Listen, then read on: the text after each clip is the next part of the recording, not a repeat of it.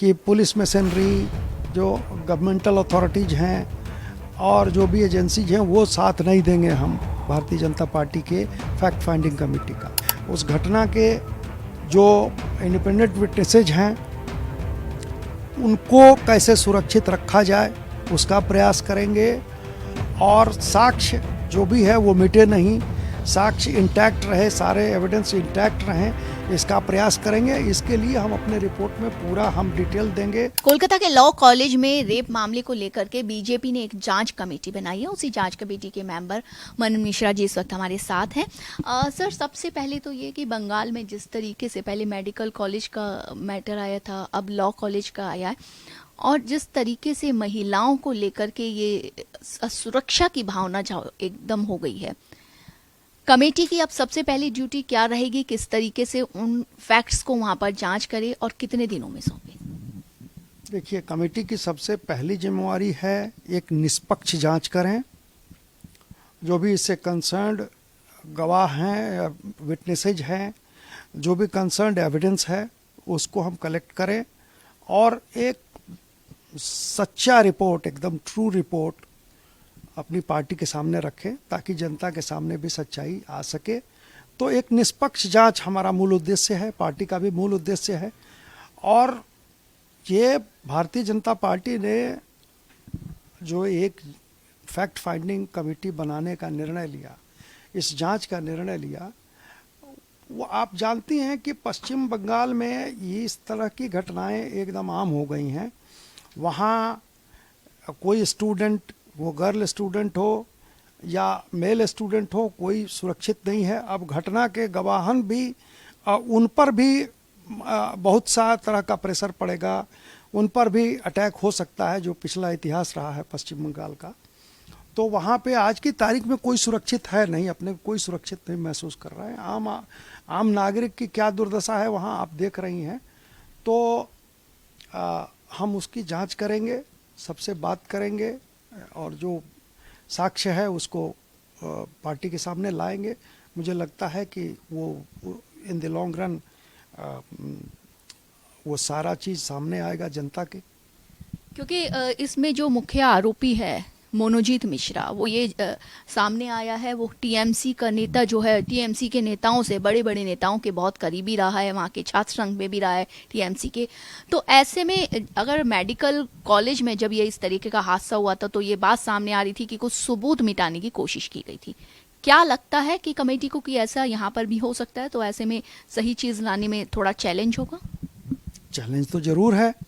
पश्चिम बंगाल में जहाँ पे ये मानी हुई बात है कि पुलिस मशीनरी, जो गवर्नमेंटल अथॉरिटीज़ हैं और जो भी एजेंसीज हैं वो साथ नहीं देंगे हम भारतीय जनता पार्टी के फैक्ट फाइंडिंग कमेटी का।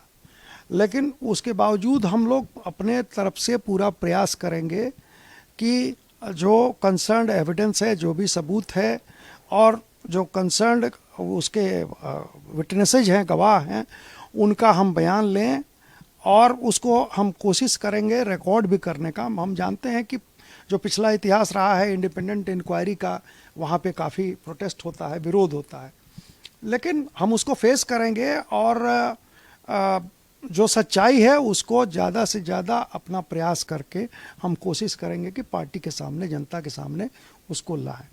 नहीं, जो टीएमसी है, टीएमसी का तो कहना यह है कि ये राजनीति को इसमें मिलाया जा रहा है। बीजेपी जो है राजनीति या केंद्र की तरफ से राजनीति है। साथ में कल्याण बनर्जी है, उन्होंने ये बयान दे दिया कि दोस्त ही जब रेप करे तो उसमें क्या कर सकते हैं। वहीं पे टीएमसी के मंत्री जो है वो कह रहे हैं कि हमने तो अपराजिता विधेयक बनाया था, उसे कानून बना दीजिए। तो ऐसा नहीं होता। देखिए, ऐसा है कि ये सब माने टीएमसी के लोगों का, उनके मंत्री का, उनके सांसद का ये बड़ा दुर्भाग्यपूर्ण ये बयान है। और ऐसे बयान उतने जिम्मेवार लोगों के मुंह से ऐसे समय में अगर आता है तो इससे जो असामाजिक तत्व हैं और उनको बढ़ावा मिलता है। वो तो और उत्साहित होंगे कि चलो भाई, हमारी सरकार, हमारे सरकार के सांसद, हमारी सरकार के मंत्री हमारे साथ हैं। इन बयानों से लॉ एंड ऑर्डर पर कितना एडवर्स इफेक्ट पड़ता है कोई भी आम जनता इसको समझ सकती है।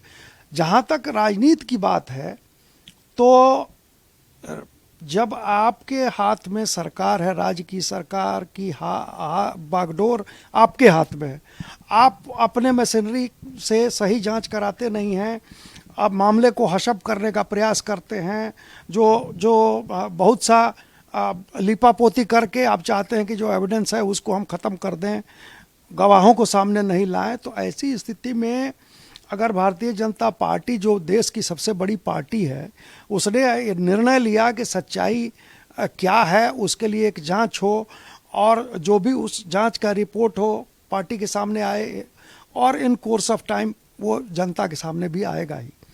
तो इसमें मुझे नहीं लगता है, जब पुलिस से हम न्याय की उम्मीद नहीं कर सकते हैं, जब वहाँ की पश्चिम बंगाल की टीएमसी सरकार से न्याय की उम्मीद नहीं करते हैं, तो भारतीय जनता पार्टी ने वैसा एक निर्णय लिया है कि तो ये जनता के हक में है, न्याय के हक में है, ऐसा हम एक निष्पक्ष रिपोर्ट देंगे ताकि दूध का दूध, पानी का पानी क्या है वो सामने आ सके। लेकिन सर, ये कल्याण बैनर्जी का जो जिस तरीके का बयान दिया है, क्या लगता है इस तरीके का बयान कितने जिम्मेदाराना तरीके से उन्होंने दिया है? क्या ये इतना गैर जिम्मेदार नहीं है बयान? बहुत ही गैर जिम्मेदाराना बयान है। मैंने कहा कि इससे अपराधियों को, असामाजिक तत्वों को, उनको बढ़ावा मिलता है, और ऐसे ही लोगों के वजह से मुझे लगता है कि पश्चिम बंगाल में दिनानुदिन जो कानून व्यवस्था की दुर्दशा है वो ऐसे ही बयानों से, ऐसे ही लोगों की वजह से हो रही है।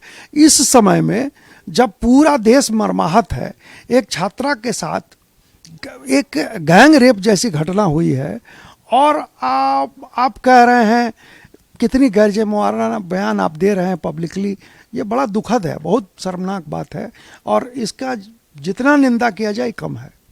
एक आखिरी सवाल, क्योंकि ऐसे जब भी किसी तरीके के केसेस होते हैं, आप बेहतर जानते हैं उसको, ऐसे कभी भी केसेस होते हैं, और ख़ास तौर से जिस राज्य में ये केस हुआ है, जब आरोपी निकलता है उसी पार्टी से उसका कनेक्शन है, तो ऐसे में पीड़िता जो है वो अब पे प्रेशर ना पड़े, पीड़िता सेफ रहे, इसके लिए जो कमेटी जा रही है वो क्या प्रयास करेगी? नहीं, हम जाएंगे, हम सबसे पहले प्रयास करेंगे पीड़िता, उसके परिजनों से मिलने का, और उनको समुचित सुरक्षा प्रदान कराई जाए। इसके लिए जो भी संभव प्रयास होगा वो हम करेंगे ही।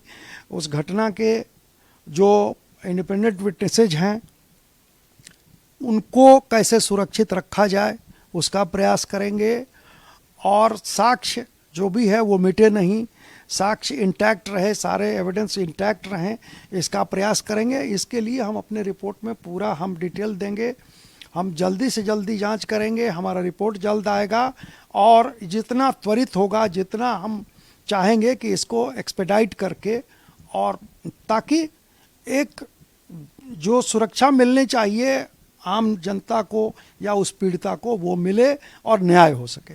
भारत एक्सप्रेस से बात करने के लिए शुक्रिया। भारत एक्सप्रेस के लिए कैमरामैन धर्मेंद्र के साथ में कोमल शर्मा।